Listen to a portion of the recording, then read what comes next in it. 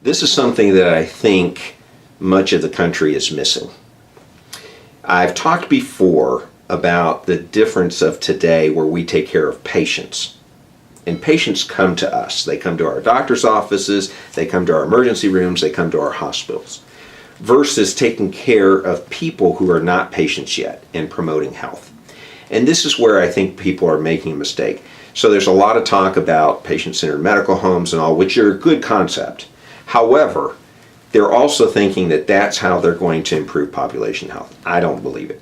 Because people who aren't patients don't go to doctor's offices, and they don't go to emergency rooms, and they don't go to hospitals. We have to reach those people where they live, where they go to school, and where they work. If we're really going to be about changing lifestyles and promoting health, that occurs in those settings, not in a doctor's office. And we've got to find ways to help them deal with the realities of what their challenges in their day is. If you're at school, you may be dealing with vending machines that have very high caloric, high fat, high carbohydrate snacks in it. You may be dealing with a cafeteria that doesn't provide healthy food for you. If you're at work, it may be issues around when do I have time to exercise. It may be that, like me, I get invited out to a lot of dinner meetings and people are always serving me food. Or I'm traveling, and how am I going to adjust my lifestyle for the fact that I'm going to be on the road?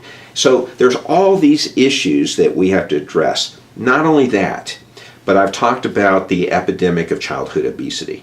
If you try to address that with a child in your doctor's office, you're going to fail because the problems are at home.